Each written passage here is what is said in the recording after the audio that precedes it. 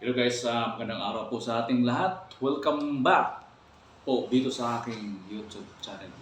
Guys, for today's video guys, meron ako ibabahagi sa inyo itong dalawang early warning device. Ito.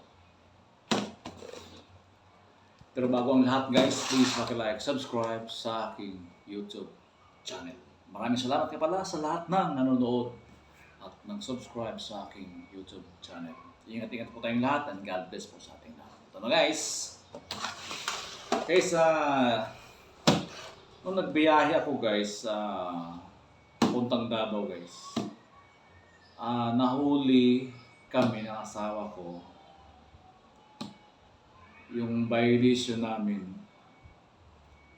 itong early warning device. Ito lang yung dala namin.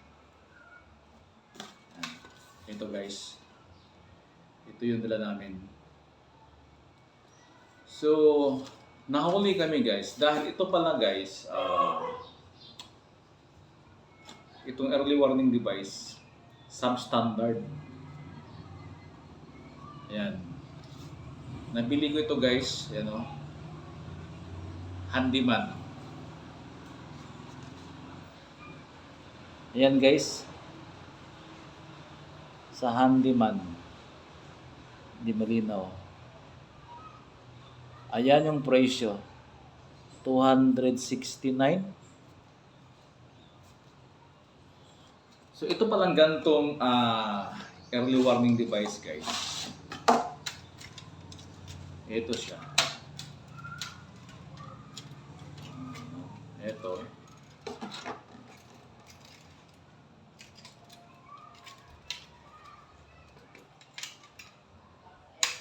Ito siya guys.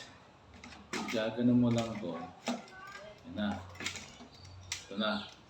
Pero guys, hindi daw ito pwede. Ito daw ay substandard.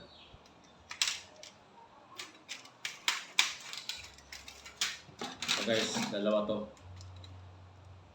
Substandard guys. Nabili ko sa handyman sa halagang 269.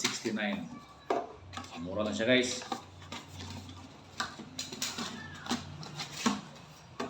So guys, papakita ko naman sa inyo guys itong nabili ko sa City Hardware na early warning device. Ang bili ko nito guys is mabot siya ng 880. So malayo yung diferensya guys. Ito siya 880. Ito naman siya 269. Diferensya guys, ito magaan siya guys. Tinimbang ko siya, umabot lang siya ng 1/2 kilo. Ito siya guys, umabot siya ng 2 kilo. So sa bigat at presyo, napakalayo diferensya. Ito guys, ang brand niya guys, nabili ko sa City Hardware, 880.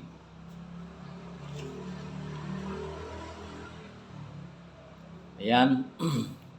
Meron siyang nakalagay na logo sa LTO. Ayan. Ayan.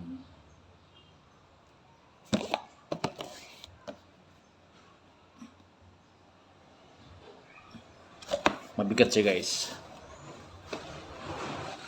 So guys, buksan ko na guys.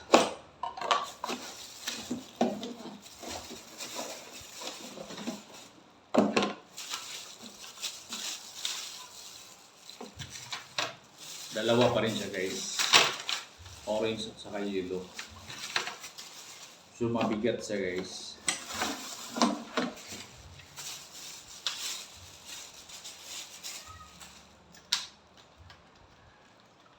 Ano ba ito?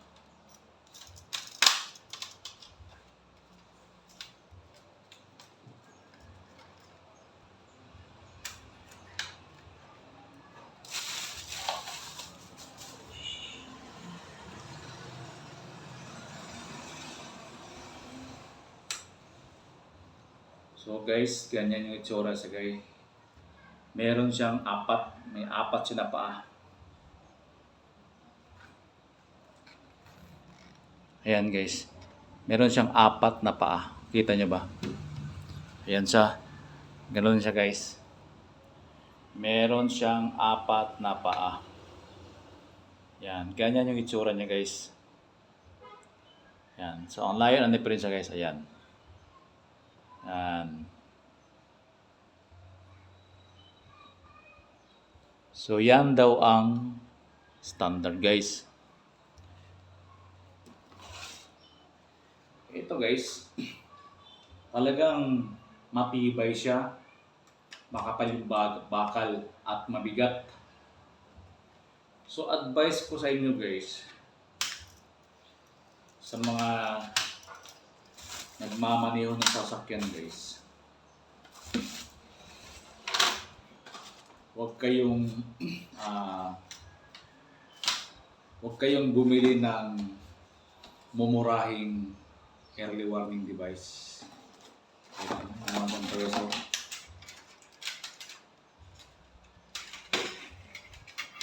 Yan. Yan guys, hindi na to sa pwede.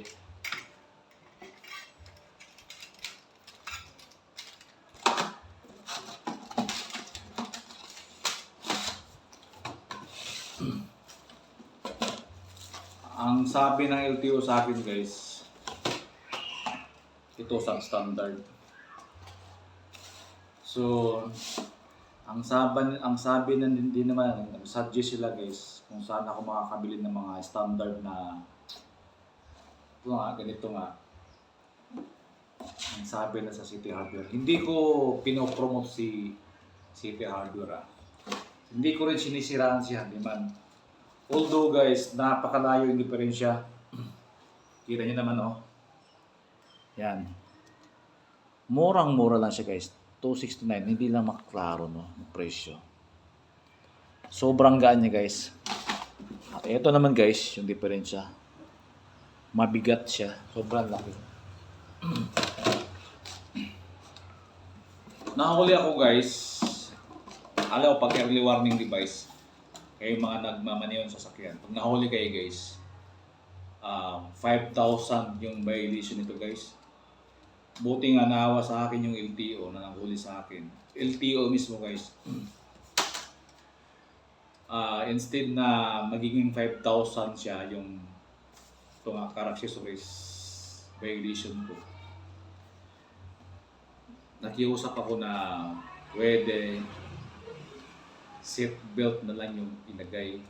Huwag lang yung early warning device. Kasi pag nahuli kayo nito guys, pag wala kayong early warning device, wala kayong ganito guys.